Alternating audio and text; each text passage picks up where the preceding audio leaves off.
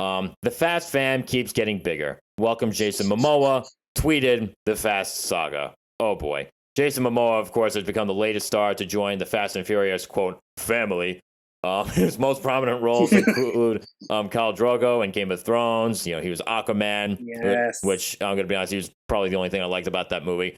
And my favorite role of his was as Duncan Idaho in the new Dune film. I thought he did such a great job. Amazing film all around, but he really brought it.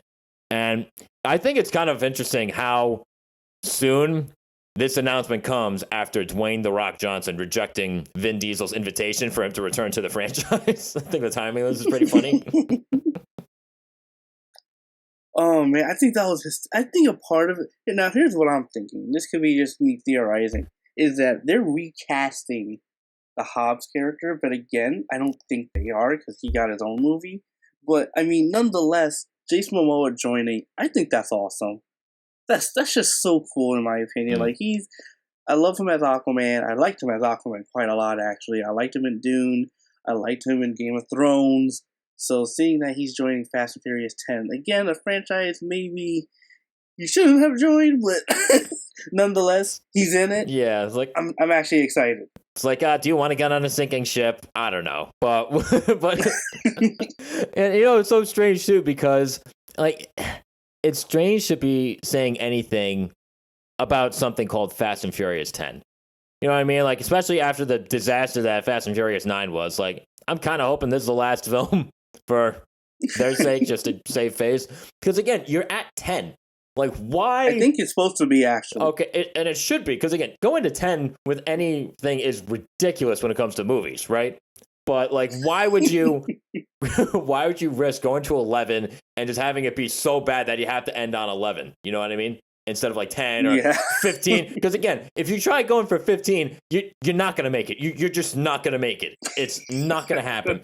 The series has already devolved as much as it has. Like, it can't possibly last past 10. And again, like, my opinion on these movies, like, yeah, they're fun. Not exactly written by Shakespeare. But again, they are what they are. But again, there comes a point where you can only suspend your disbelief so much and tolerate so much. You know what I mean? Like, there comes a point where you're just beating a dead horse. And I feel like even like going to Fast and Furious 10, like, even though they're at 9 already, you have to end it at 10. Like, you can't end it at 9. Like, it's just weird at that point. You know? It would be weird if they ended it at 9, but I do think I remember them saying that 10 is supposed to be the last one. Who knows? I mean, at this point, it could go on. I hope not, but again, I think Jason Momoa, just as an actor, I like him a lot, and I think he can bring... I'm curious to know what role is he playing. For some reason, a part of me is thinking he's going to be playing the villain. Honestly, no, it's funny that you say that, because I heard the exact same thing. I heard rumors. Yeah, I think there's a strong chance he could be the villain. Yeah, so, and if that's the case, I'm excited to see what he would bring to a villain. Cause me too. As much as Hobbs, because I remember the film Hobbs and Shaw, that spin-off that they did. As much as I did enjoy it, I really actually liked Idris Elba as the villain, and I thought he was in that one. Forgot he was in that one.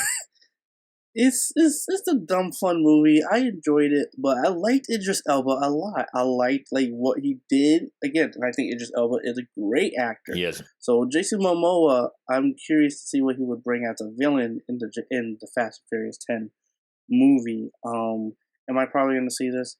Yeah, day one.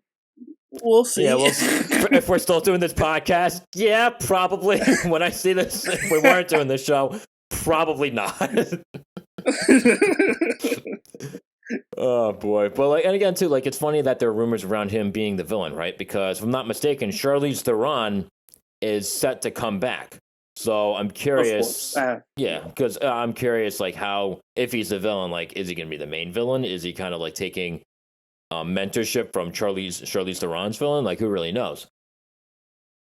Exactly. And I mean, I think Charlize Theron, even in the franchise lately, has really kind of been their Thanos in a sense, because I want, almost their big bad, the one behind the shadows that operating everything. So I think there's a strong chance that Jason Momoa could be an operative under her, per se. And I can't believe I know this much.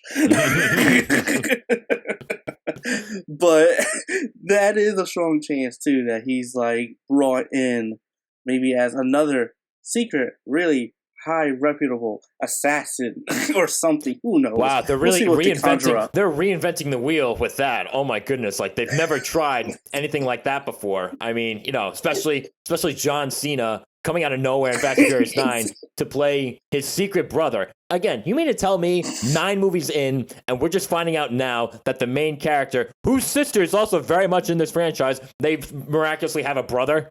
I mean, come on. Let's try a little bit here, please. No. And again, we can rant about that all we want. This movie, Fast and Furious 9, still made hundreds of millions of dollars, and we're just bitching and moaning about this on our little podcast. So who are the real losers at the end of the day? That's why I'm trying to be like, I didn't like it, and that's it. But nonetheless, Fast 10, this should be interesting with Jason Momoa coming in. I think it'll be just interesting to see the dynamic. That's really what it is. Just like how John Cena was in Fast 9.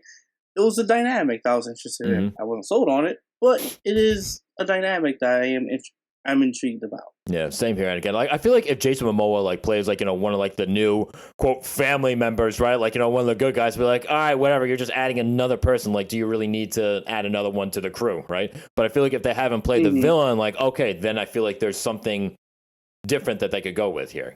Because again, every actor or actress brings their own thing, but I feel like with the family, there's just it's too established to really bring in any more people to that. Whereas I feel like having someone like Jason Momoa come in as a villain, okay, that could be interesting. Exactly. I would want him as a villain. That's the thing. Yeah, me too.